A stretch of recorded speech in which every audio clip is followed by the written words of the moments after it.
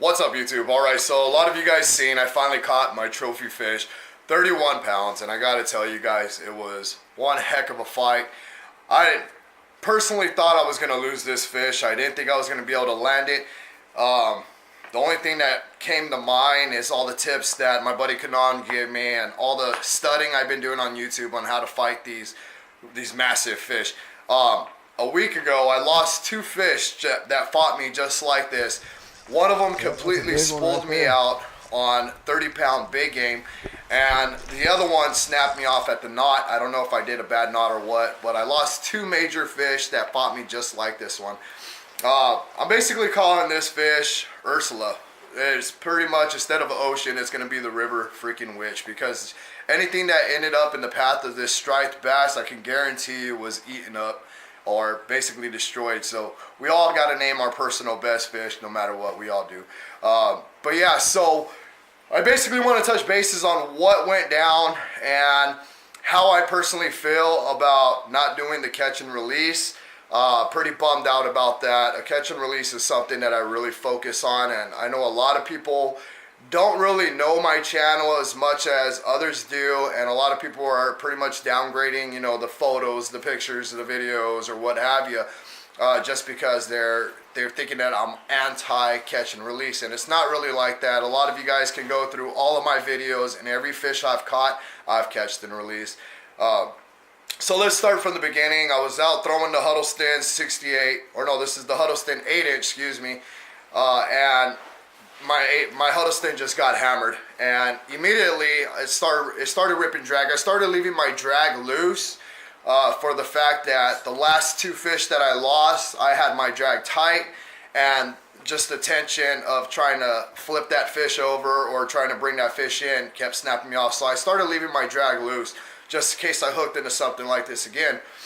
And so what basically happened was the Huddleston got hammered, and immediately drag started ripping. Ooh-wee. It's gonna spool me off. And I didn't know what to do. I honestly didn't know what to do. I don't know how to fight big fish like this. Basically, pretty much, my biggest fish is a 14-pounder. As you guys seen, I recently caught that a couple of days before this one. And those fish are pretty easy to flip or easy to turn back around. So this fish just started ripping drag. I'm like, okay, you guys, I got something big on. And that drag was just going. And I can feel, I keep my thumb on my line so I can feel how much line I have instead of having to keep looking at it. I can feel my thumb getting lower and lower, and then I finally felt the knot that I tie on when you're spooling on your line, and that's how I knew that I was getting really low. I had a buddy down there who follows my YouTube channel. He says he's going to get in the water. I was like, you know, I really don't want that for somebody else to have to do that. And he was gullible to do it. He was willing to do it for the fact that he was already in shorts and just flip-flops. So I was like, if you want to do it, go ahead, man. So he went in there, and I was thinking I was going to be able to turn this fish around. I kept trying to crank it. You'll see in part of the video, I tie in my drag completely tight, and I started to get basically almost pulled off the boat dock that I was on. And so I had to keep loosening up the drag and letting it fight. Finally, as I stated, I felt that I felt the line get so narrow to the point where I felt my knot that I said, you know what, we got to move. So I opened up my drag completely all the way out. I walked around the dock onto the shoreline area, and I started fighting the fish on the shore. I kept tying up my drag, trying to, you know, turn that fish around, and it just wasn't giving. There was points where I was stopped. I actually got a chance to stay in one spot and just hold that fish there, and hoping that, you know, I'd feel a little bit of relief and I'll be able to reel it in. But every time I started to get some on that striped bass, it would just turn around and it'll start ripping me again. So I would have to loosen up my drag. I played with my drag way too much by watching this video and also getting tips from other guys who've caught striped bass in this range. I definitely can see what they are saying. I definitely did play with my drag way too much, and it's a lesson to learn. Another thing is, on my Daiwa Alexa 300, I feel as I didn't have enough line capacity on there to be able to fight this fish. I mean, it was just consistently to the point where I was losing all my line and I was going to get spooled off again like the last fish that I lost. So what I continuously did was just, you know, try to crank in some line, and then hold the fish in place and hope it would get tired in the current. And that wasn't the case. Every time it seemed like it settled, it seemed like it basically rejuvenated its energy, and then it would take off again. So then I started to, my buddy was already in the water. I said, you know what, we're going in. I started walking in the water with him, and we just traveled. I mean, we just kept going and going. This fish was not going to stop. It did have some current to be able to help it basically move through the current. We were going downstream, and so that striper was catching that current, and that was causing a lot of the pull as well. We got down to a point where it kind of curved around, and there was a big tree there. I got real nervous about that, so I just went pretty much over the knees in the water and was fighting that fish, and it just continued on. 14 minutes of a fight. And I know a lot of that time was basically because of me continuously letting too much drag loose, but I did not want to lose this fish. I even got to a point where I just wanted my Huddleston back, and I didn't even care if the fish popped off. I was just like, screw it, I'm tired. I was that tired to the point where I just wanted my swim bait, and I was already done. Oh my God.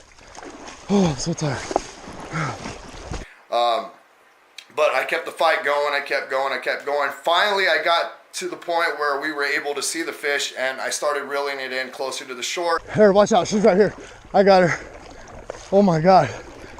Let me grab her. Let me grab her. I'm trying to get some light on there for you, too. Oh my God, there she is. She's beached. Oh my God. That is a monster. It was tired, but it was still kicking.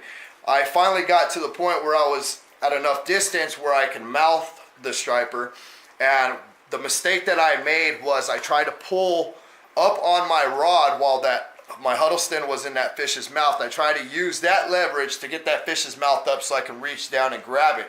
And what happened was that Huddleston, from all the pressure, that hook ripped a hole inside of that striper's mouth, and just a little bit of relief, that hook came right out. The striper hit the water and it started swimming. Oh no! I panicked, I threw the rod, jumped on top of the striper and tried to bear hug it, and it slipped right through.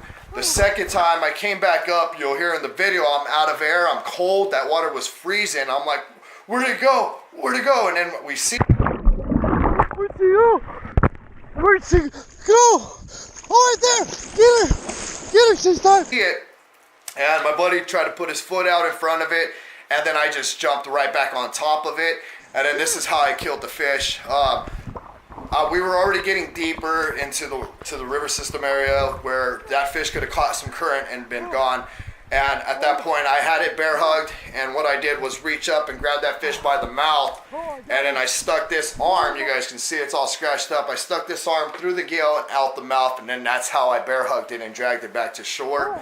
I know it devastates me for the fact that I'm all about catch and release. When I got that fish back to the shoreline area, I noticed that fish was already done. It was bleeding out. I pretty much ripped the gills. I mean, I punched through the gills to get my hand through the gills and out the mouth. So that fish was already tapped. And then on top of that, we were already at a far distance from where I started.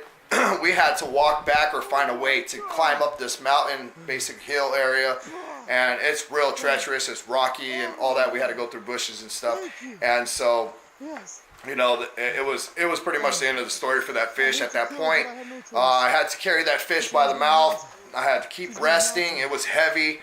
And then we found an area where we can get back up on the shore. We got it up to the shore area, and I was already winded. I was tired. I pretty much took a break, and I was already like, you know, this fish is dead. There's no bringing this fish back. I carried it from the gills. I carried it from the mouth just to get it back, you know, up into a safe zone to where I can travel back to where I started at, which was at the docks. We got the fish down to where we started at, got our pictures, got our weigh-ins and stuff. And then I decided, you know, the fish was already dead. You can tell it was bled out. And so what I decided to do was take it to the local tack shop and get an official weight and official measurement, etc., etc. I am going to get the fish mounted. I do not have the fish in whole anymore. What we did was we filleted the fish out, and I gave partial to my buddy Kanan, and I have some in the freezer, and I'm waiting to get a hold of Cyrus. I believe that's his name, the gentleman that helped me. That way I could give him some fillets. And then I'm also thinking about getting some of this striped meat smoked and then donating some to the homeless people that are out here. So I am going to make fortune for what I received from this striped bass. And I'm also, you know, deciding to give back. But honestly, I think a catch and release with the 31-pound striped bass would have been beautiful. It would have made that video so much more unique for the fact, you know, catch and release is what everyone loves to see. I mean, this fish is probably ranging in the 14-year-old range, and catching a 31-pounder out in this little town out of the Colorado River is basically considered a unicorn. We rarely see 31-pounders being pulled out like it used to be. Before it was consistent, but our waters is so overfished, it's a unicorn. We rarely see it, and I was fortunate enough and blessed enough to be able to catch one. We see 25s, 20s, and such in that range caught, you know, quite often, but something in the 30-pound range is very rare for us to see. And as I stated, I was blessed to be able to catch it, and unfortunately, the fish, you know, died. So it bums me out. It really does. And throughout Instagram, Facebook, I've been getting a lot of hate messages and stuff, but they haven't watched the video. They haven't seen the, you know, or heard the story of how it all went down. You know, they're not familiar with how it went down. And so, I mean, if you look in the video, you'll see how far I went from where I started it. Oh, we were here. All right, guys, so we found my hat. There's where the fight started. Here's where the fight ended. And the wife found my hat, my lucky hat. Yeah, buddy. It was a long travel while I fought that fish, and I had no choice at the end when I jumped in that water to get that fish. I had no choice but to basically do what I did. It was, you know, last minute instincts of how I'm going to be able to land this fish without it getting away. If I would have bear hugged it and continuously tried to bear hug that fish, it would have kept sliding off, and we were already distant out where the current would have took that fish and I would have lost it. And basically it would have all been for nothing, you know, jumping in the water and all that. I mean, a fight is a fight. It's awesome, but landing the fish is what it's all about. So yeah, I'm going to bring you guys into some clips. I'm going to show you guys what we found inside of the striper when we filleted it out. Also, you'll probably get some more of this story out of that video, or those video clips. Those video clips I'm about to show you are from the same night as I caught the striper. Basically what I did was caught the striper, did the photos, took it to the tackle shop for official weight and measurements, and then we went off to Kanan's house so I can show him what I caught, and then we can get, you know, the fish fully filleted out in a proper manner. So yeah, I hope you guys enjoy. Please rate, comment, subscribe, thumbs up, and much love and respects to you guys. And for a lot of you catch and release freaks, as I am myself, I apologize if, you know, that video offended you, but as I stated, I had no choice but to do what I did to land that fish, and it is what it is, you know. If I caught another 31-pounder like that and I didn't have the opportunity to, if it was in another scenario, if it happened again, just put it this way, if it happens again, I will use my GoPro and basically just get a quick video or a quick screenshot of that fish, and I'm going to let it go. There's no way I'm going to be killing another fish in that nature because, as I stated, these are unicorns, and they've fought so hard to live this long, and they deserve to live. So next fish that I catch like that, I guarantee you guys, you're going to see me.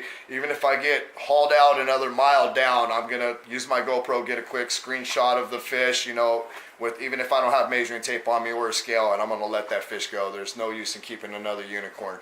So much love and respects, and I hope you guys enjoy the clips. Peace. Yeah, he ain't coming back from that. His gill's all ripped. Oh my god, can I get a picture? Yeah, bro. Yeah, let me get it here, right? Yo, Daddy, chicken finna. Check this out. Check this out, you guys. Look, this one's in the belly. This might be a baby striper. Really? Yeah. Oh, no, it's a trout. Oh, look! Baby! Oh, this is... Here's a big one. Here's a big one. Is it really? Oh, dude, this is Look insane. at my hand, I'm bleeding. Dude, are you really? Yeah. This thing was gorging itself, dude. Look at this. I think that's the last. That is crazy. Yep, that's it. Oh my gosh. That is insane. Look at my hand. Look, Cut me open. he got cut. Whew. Oh, some lighting. All right, YouTube. So I've been losing fish like this, like crazy. I lost 2 really good fish like this, just consistently dragging me out, spooling me out. And then I've been asking Kanan, he's the striper master. This is what the camera's doing right now because he's Yeah, all I'm nervous. shaking. He's like, oh my god. Kanan's basically, when I moved to Arizona, I knew nothing about striper fishing. I was all catfishing, and that was just my routine, just nothing but catfish. And Kanan got me into the striper business, and just freaking, man, I tell you. And I've been asking him, because I've been losing these type of fish, how to freaking fight them. And my big thing was I kept trying to just keep drag tight, and I just kept snapping off and losing them. And Kanan said, you got to let them just run. You got to let them just go until they get tired. You guys see in the video, I was just going. I had to keep walking with this fish for, I don't know, probably about a good quarter mile. We were just going forever. And then I finally freaking landed. I went to grab it by a mouth, and you guys see me jump in the water for it. It was insane. It popped off, and I went swimming for this fish twice. Oh, man. For the homies. What were we at? 30? What was it? It was 31.15. Actually, when she first went on the scale, she went up to 32.7.